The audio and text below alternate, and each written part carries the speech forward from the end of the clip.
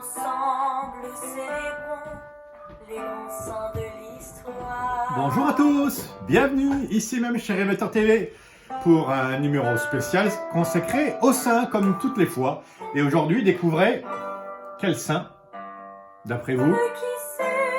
Saint Léonard de Noblat, Saint Léonard du Limousin. Eh oui. Alors, je vais vous faire découvrir qui est celui-ci. Bonne fête à tous les Léo. Bonne fête à tous les Léonards, Leonardo DiCaprio, tous les petits Léo qui sont chez nous. C'est Saint Léonard. Alors, avec cette belle musique, issue de qui? De la comédie musicale de chez Révélateur. Alors, on va mettre moins de musique et surtout, je vais vous raconter qui est la vie de Saint Léonard.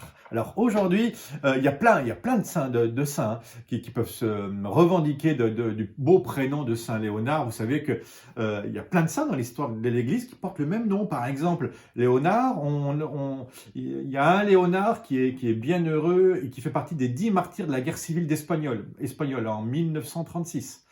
Il y a aussi un Léonard qui est ermite dans la région du Mans au VIe siècle. Il y a également Léonard, évêque d'Avranches et confesseur 630. Léonard de la Cave, abbé 1255, c'est marrant comme nom. Léonard de Port-Maurice, frère mineur à Rome en 1754. Un frère mineur, c'est comme un capucin, comme un franciscain, un disciple de Saint François, d'accord?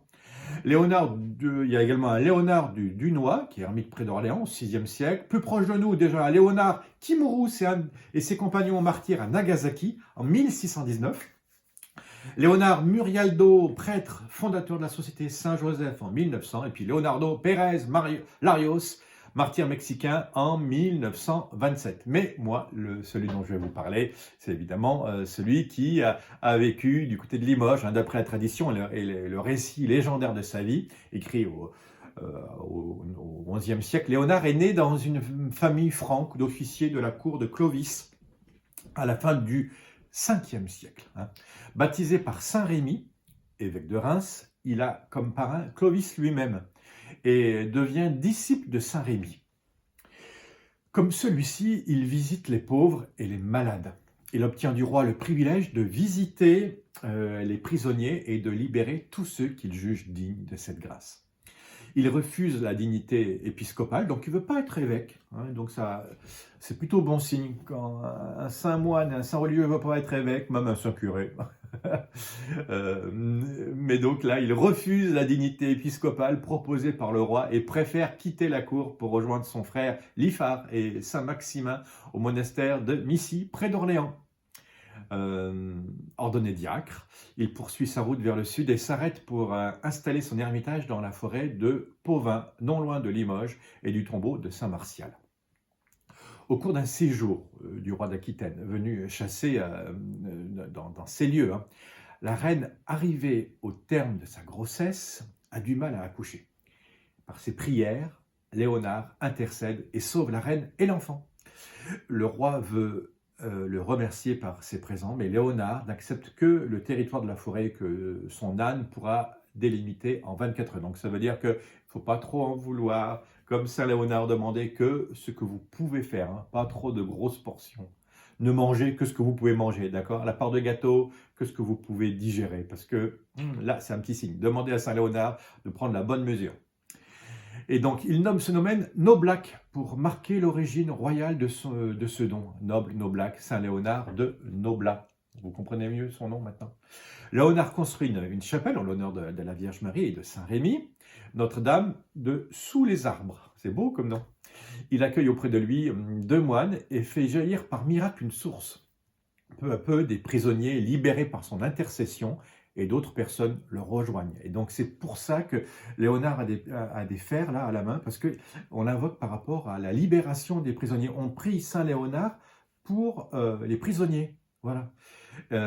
Donc il partage son domaine avec eux pour leur permettre de vivre de leur travail et non d'aventure et de désordre, et leur enseigne l'évangile. Donc c'est lui, on pense toujours, on prie pour les prisonniers, mais les prisonniers après la prison, qu'est-ce qu'ils deviennent? Moi je pense à tous ces prisonniers là qu'on a libérés du temps de cette épidémie que l'on vit. Ils sortent de prison et puis ils trouvent un pays qui est aussi un peu en prison, hein. Et donc qui les accueille, comment on s'en occupe, bref, Saint Léonard. Il meurt un 6 novembre et il est enterré dans la chapelle qu'il avait construite. Son tombeau devient un lieu de pèlerinage qui donne naissance à la ville de Saint-Léonard de Noblat. Alors, en effet, donc on le prie pour les prisonniers, notre petit Saint-Léonard, mais évidemment, on prie pour toutes les personnes qui sont prisonnières. En ce moment, beaucoup d'entre vous sont prisonniers de leur maison, de leur appartement ou à l'hôpital, coincés. Donc, on peut prier Saint-Léonard pour qu'il nous donne la grâce de pouvoir se libérer. Pas forcément du lieu, parce que des fois on est coincé, mais pouvoir se libérer, c'est-à-dire trouver à l'intérieur ce qu'on ne peut plus faire à l'extérieur. Parfois Dieu permet, il ne veut pas, mais Dieu permet qu'on ne puisse plus faire certaines activités très efficaces qui donnent sens à notre vie.